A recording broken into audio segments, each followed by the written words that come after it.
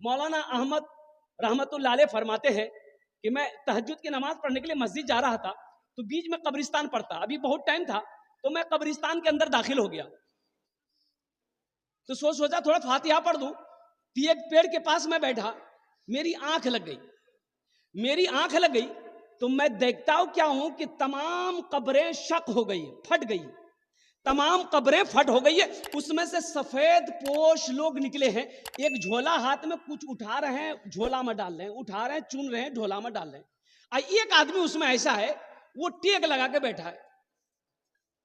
तो मैंने उस आदमी से पूछा कि भाई ये कौन लोग है, क्या चुन रहे हैं, ये कौन है? तो उस आदमी ने जवाब दिया, हम लोग मोमिन की रूहें हैं। सुभान अल्लाह बोले दमाशा, मरने वाले मोमिनों की रूहें हैं, ये लोग क्या चुन रहे हैं? तो उन्होंने जवाब दिया कि इनके घर वाले इसके नाम से इसालो सवाब के काम किए हैं, दुआ किया, बख्शिश मगफिरत की दुआ किया, सदका खैरात किया है, वही सब नेकी चुन रहा है। तो इन्होंने उस बैठे हुए आदमी से कहा कि आप नहीं चुन रहे, ये लोग चुन रहा, आप नहीं चुन रहे। तो उन्होंने कहा कि मैं क्यों चुनूं, मेरे लिए थोक आता है, थोक। बोला मतलब?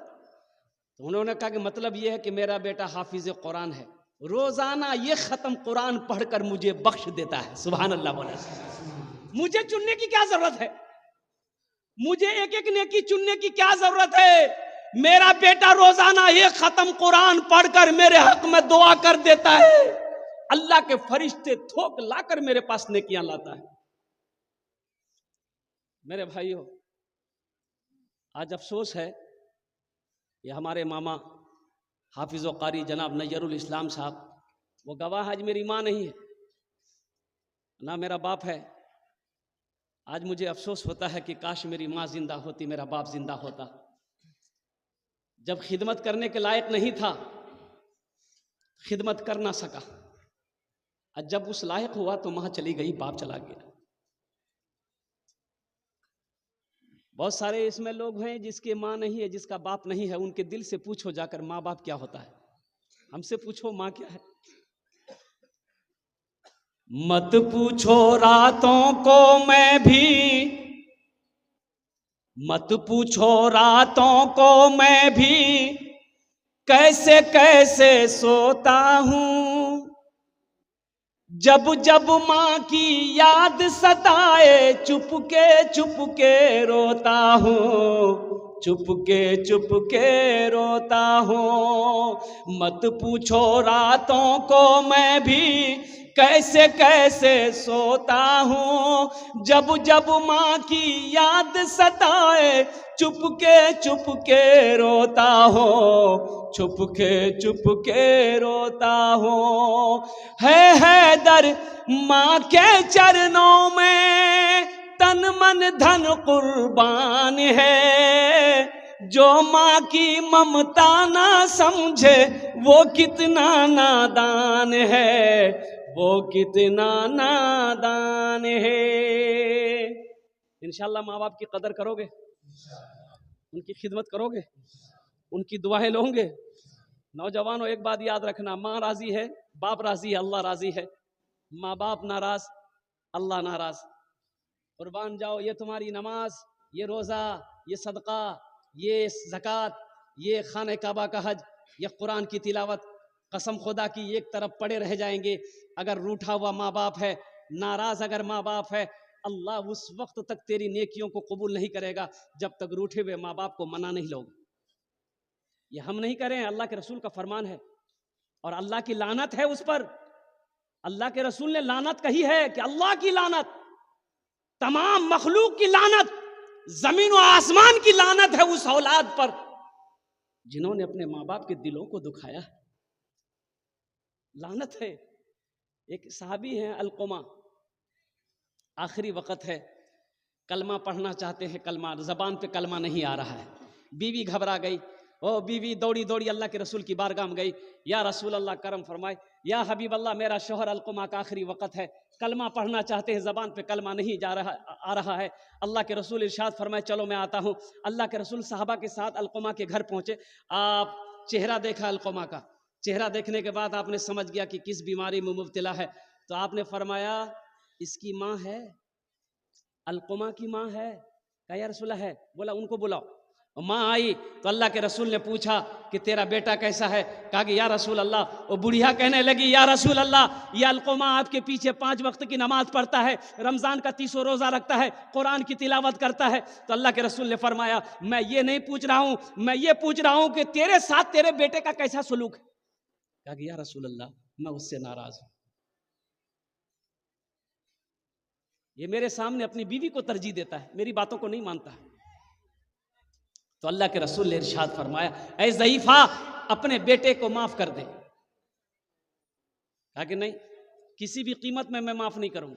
मेरे दिल को ठेस पहुंचाया, मेरी इज्जत कभी नहीं की, मेरा कहना कभी नहीं माना अलकुमा ने, मैं इसे माफ नहीं करूंगी। तो अल्लाह के रसूल इरशाद फरमाते बिलाल लकड़ियां जमा करो, लकड़ियां जमा करो, आग लगाओ, अलकुमा को उठाकर आग में डाल दो। मां तड़प गई, या रसूल अल्लाह, मेरे बेटे को मेरे नजरों के सामने जलाएंगे? वो बेटा जिसको 9 महीना मैंने अपने शिकम में रखा है, वो बेटा जिसको 2 साल तक मैंने अपना खून पिलाया है, वो बेटा जिसको मैंने उंगली पकड़कर चलना सिखाया है, उस बेटे को मेरे नजरों के सामने आप आग में जलाएंगे? हाँ, माँ तो माँ होती है ना, माँ तो माँ होती है ना। एक नौजवान, अब मैं सुना रहा हूँ अलकुमा के बारे में। अलकुमा कलमा पढ़ा कि नहीं पढ़ा, इसकी माँ राजी हुई कि नहीं हुई? कौन थे? सहाबी थे। सहाबी बनना अल्लाहु समद, वक्त का कोई कुतुब हो सकता है, कोई अब्दाल हो सकता है, कोई वली हो सकता है, लेकिन कुर्बान जाओ, अगर नहीं हो सकता है तो किसी सहाबी का तलवा का धूल नहीं हो सकता। सहाबी वो है जो ईमान की हालत में अल्लाह के रसूल के चेहरे को देखे, वो सहाबी है। अल्लाह के रसूल ने इरशाद फरमाया मेरे सहाबा सितारों के मिसल है, सितारों के मिसल है।